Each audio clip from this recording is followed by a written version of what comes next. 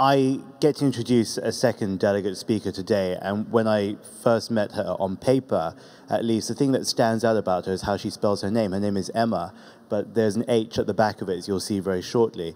Emmah is a young woman who lives in Adelaide in southern Australia, and she has cystic fibrosis. So I was trying to understand. I said, you know, what is it? And she said, well, it's a condition that affects many organs, but primarily the lungs and the pancreas.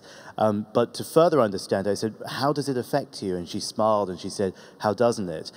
She talked a little bit about the inhale treatments that she has to take routinely morning and night. But way beyond that, she also described how it's so draining and exhausting for her every day.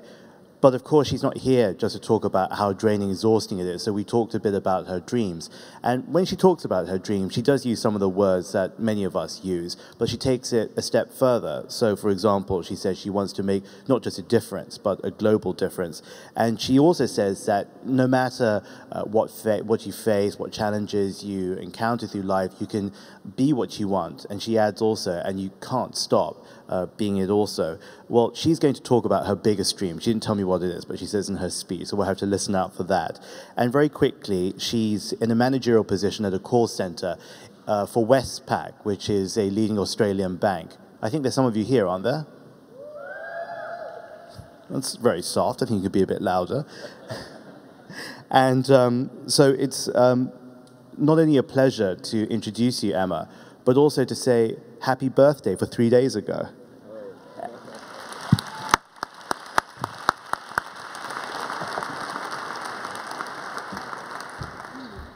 Thanks very much, James. Well, I was very nervous, but now I'm standing up here, I don't feel as bad. So thank you for the introduction. So as James mentioned, my name is Emmah, my last name's Money, and I'm 25 years of age and suffer cystic fibrosis. In the last 10 years, I can't even count on both of my hands the number of childhood friends who have lost their battle to my illness, all under the age of 24. The average life expectancy for someone with my illness is 37 years of age, which means I would have 12 years left to live. That's just one of the harsh realities I have to face. What would you do if you were given such a life expectancy?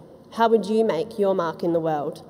These are questions I constantly ask myself, and although my responses seem to change often, my determination and passion to make my goals happen is ever so strong.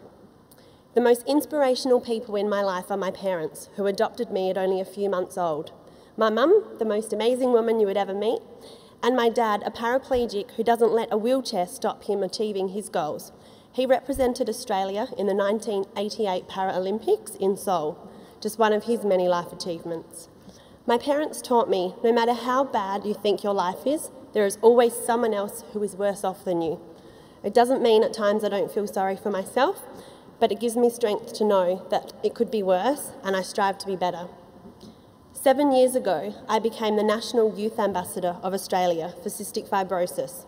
My role as ambassador has allowed me to participate in many fundraising events, profile raising opportunities, and most importantly, be a mentor to others. I share my story about living with CF and make people around Australia more aware of CF. It is an invisible disability, and to give advice, guidance and inspiration. I speak at charity events, encouraging others to get involved and make a difference, and I raise money in numerous ways, including raising $5,000 to jump 10,000 feet out of an aeroplane. In 2006, I released my autobiography, talking candidly about living with my illness, the challenges and much more. My book is proof that although I have a life-threatening illness, I can still be a high achiever and inspire other CF sufferers and their families to believe they can live a long, healthy, successful life. As a mentor, I support and encourage other people with CF to set goals and not let CF be a barrier to achievements. I encourage positive attitudes and the importance of being compliant and consistent with everyday treatment. If you look after your body, you can live a long and healthy life.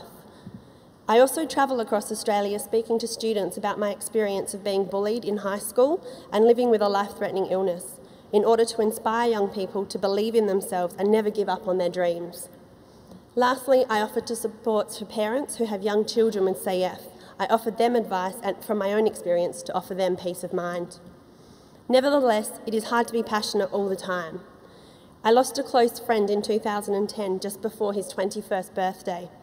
I became very depressed and very ill. Cystic fibrosis had struck again in more than one way. After almost 8 months, I returned to work, where I learnt there was an award for a nominated charity to receive a lump sum of money.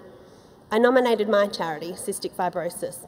Applying for the award meant that discussing my involvement, and it reminded me of all my achievements and that I am worthy and can do amazing things.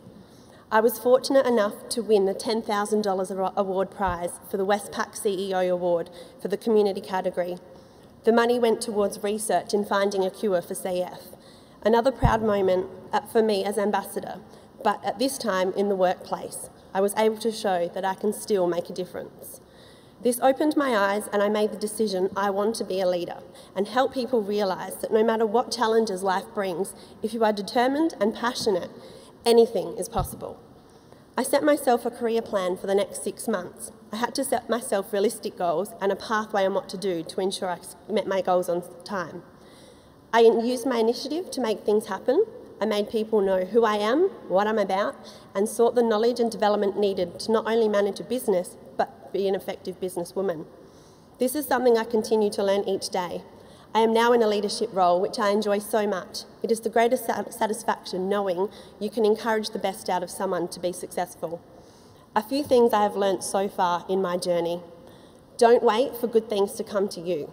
You need to put yourself out there and grab each opportunity as it comes. Amazing things will happen, but you need to keep the ball rolling. Don't ever let anyone tell you something is impossible or you can't do it. There is no such thing.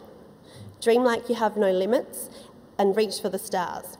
I'd rather have a list of to-dos than a list of impossibles. I want to prove that I can be successful in spite of my illness. My vision is to find a cure for cystic fibrosis and to be alive when it's found.